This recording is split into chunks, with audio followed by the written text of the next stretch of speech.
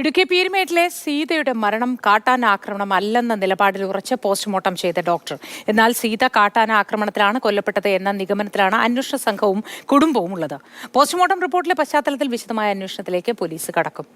ജെയിനിസ് രാജു വിവരങ്ങളുമായി നമുക്കൊപ്പം ചേരുന്നു. ജെയിൻ, എന്താണ് ഈ രണ്ടുപേരും പറയുന്നതിൽ ഒരു വൈരുദ്ധ്യമുണ്ട്? അന്വേഷണ സംഘം ഇപ്പോഴും വിശ്വസിക്കുന്നത് ഇത് കാട്ടാന ആക്രമണത്തിലുണ്ടായ മരണമെന്നാണ്. പക്ഷേ ഫോറൻസിക് വിദഗ്ധൻ പറയുന്നത് അങ്ങനെയല്ല, പോസ്റ്റ്മോർട്ടം ചെയ്ത സർജൻ പറയുന്നത് അങ്ങനെയല്ല. എന്താണ് ഇരുവരും പറയുന്നത്?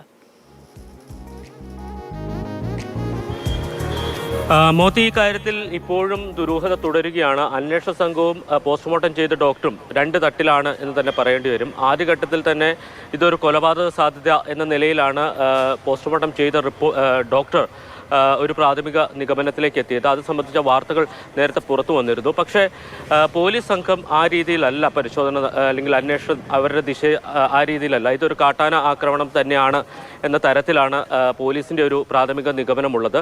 ഈ സംഭവം നടന്ന സ്ഥലത്ത് പോലീസ് ഫോറൻസിക് ഉദ്യോഗസ്ഥരൊക്കെ അടക്കം എത്തിച്ച് അവിടെ പരിശോധന നടത്തിയിരുന്നു. ആ സ്ഥലത്ത് കാട്ടാനയുടെ സാന്നിധ്യം ഉണ്ടായിരുന്നു, അതിനുള്ള തെളിവുകൾ അവിടെ ഉണ്ട് എന്നുള്ളതാണ് പോലീസിൻ്റെ ഒരു പ്രാഥമികമായിട്ടുള്ള ഒരു അന്വേഷണത്തിൽ കണ്ടെത്തിയിരിക്കുന്നത്. പക്ഷേ ഡോക്ടർ പറയുന്നത് കഴുത്തിനും അതോടൊപ്പം തന്നെ തലയ്ക്കുമേറ്റ പരിക്കുകളാണ് സീതയുടെ മരണത്തിലേക്ക് നയിച്ചത് എന്നുള്ളതാണ്. ഏതാണ്ട് ഒരു ഡസനിലേറെ മുറിവുകളും ചതവുകളും ശരീരത്തിൽ പോസ്റ്റ്മോർട്ടം ചെയ്ത ഡോക്ടർ കണ്ടെത്തിയിട്ടുണ്ട്. അതോടൊപ്പം തന്നെ വാരിയെല്ലുകൾ ഒടിഞ്ഞ നിലയിലാണ്, അതിൽ ചിലത് ശ്വാസകോശത്തിലേക്ക് തുളച്ചു കയറിയിരിക്കുന്നു. ഇതൊക്കെയാണ് മരണകാരണം എന്നുള്ളതാണ്. ഇതിനു പുറമെ നാഭിക്ക് തൊഴിയേറ്റിട്ടുണ്ട് എന്നതടക്കമുള്ള കാര്യങ്ങളും ഈ പോസ്റ്റ്മോർട്ടം റിപ്പോർട്ടിലുണ്ട്.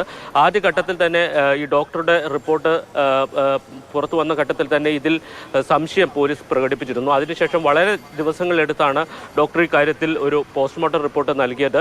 ശനിയാഴ്ച മാത്രമാണ് ഈ പോസ്റ്റ്മോർട്ടം റിപ്പോർട്ട് നൽകിയത്. ഇന്നലെയാണത് അന്വേഷണ സംഘത്തിന് കിട്ടിയിരിക്കുന്നത്. എന്തായാലും ഇതിൽ വിശദമായിട്ടുള്ള ഒരു പരിശോധന എല്ലാ വശങ്ങളും പരിശോധിക്കും എന്നുള്ളതാണ് പോലീസ് പറയുന്നത്. പീരുമേട് ഡിവൈഎസ്പിയുടെ നേതൃത്വത്തിൽ ഒരു പ്രത്യേക അന്വേഷണ സംഘത്തെ രൂപീകരിച്ചിട്ടുണ്ട്.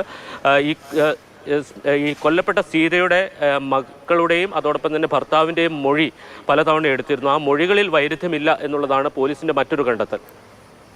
ശരി ജെയിൻ.